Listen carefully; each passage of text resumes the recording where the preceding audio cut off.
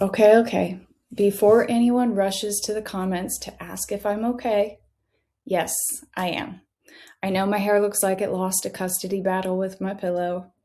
And no, I did not forget to put makeup on. This today is actually really intentional.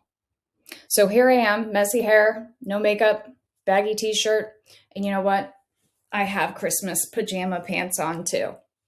No pretending I woke up looking like I belong in some sort of shampoo commercial, which honestly, if you know me, you know that would never happen because my hair requires extensions to give it fullness anyway.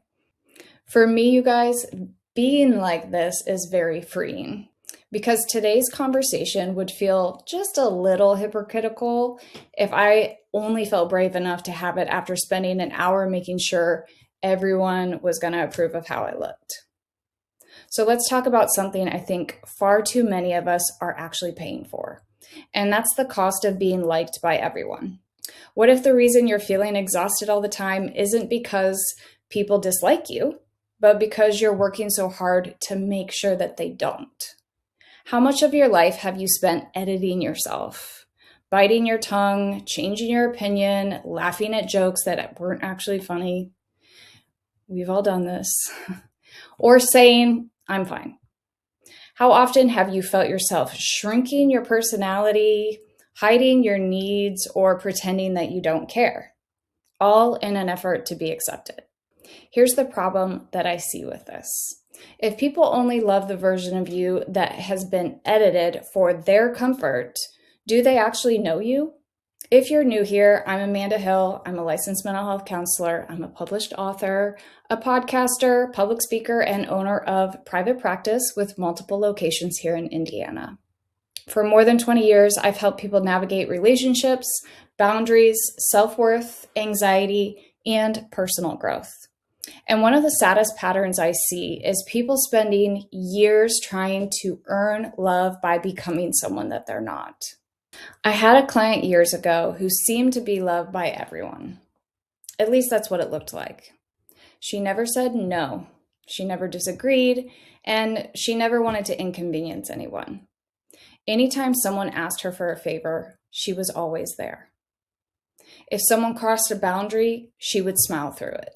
If she didn't like the restaurant, guess where everybody went? To that restaurant. This woman, you guys, was apparently training for the Olympic sport of keeping everybody else happy. But one day she said something that broke my heart. She looked at me and said, Amanda, I think everybody loves me, but the truth is, I don't think anyone actually knows me. And quite frankly, she was right. Because the version everyone loved wasn't really her. It was the version she had created to avoid any kind of rejection. As we worked together, I challenged her to start telling the truth. Start speaking up, start setting boundaries, and occasionally let someone survive this devastating disappointment of hearing the word no. Shockingly, most of them survived. But once she started doing this, something interesting did begin to happen.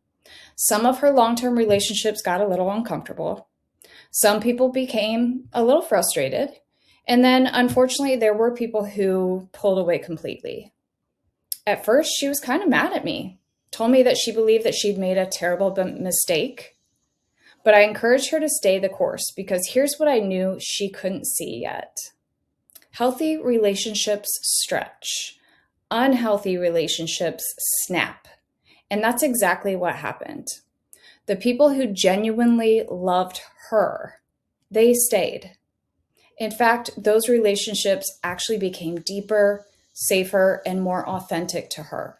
Because for the first time, they were actually getting to know the real person, not the performance. The truth is, you can spend your entire life performing for approval and still never feel accepted. Because acceptance only feels real when people are accepting the real you, not the filtered version. Not the people-pleasing version, not the version constantly trying to earn its place. The real version, the one with opinions and needs and boundaries and bad hair days, which, if you've watched this long, thank you for sticking with me, and all of my flaws. Yes, some people won't like you, some people won't understand you, and some people may even decide they prefer the version of you that never challenged them. That's okay. They were attached to your compliance, not your authenticity.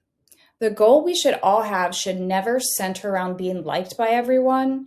It should be focused on being truly known and by the right people. One of my favorite reminders is this: it's far better to be rejected for being authentic than accepted for pretending to be someone that you're not. So it's better to be hated for who you are than loved for who you're not, because only one of those allows you to keep your self-respect. Only one allows you to sleep at night knowing you didn't abandon yourself just to make everyone else comfortable. And only one allows you to truly be free. And I can promise you, these $5 pajama pants of mine are extremely freeing too. So now let me ask you something. How much of your life are you spending trying to be liked instead of trying to be yourself? Because constantly managing everyone else's opinions is truly exhausting. And eventually the price of being liked by everyone becomes losing yourself. Of course, you know I'd love to hear from you in the comments. Be nice to me.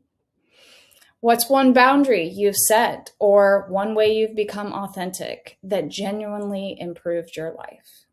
If this episode resonated with you, please share it with someone who's constantly trying to earn approval, afraid to disappoint people, or exhausted from trying to keep everybody happy.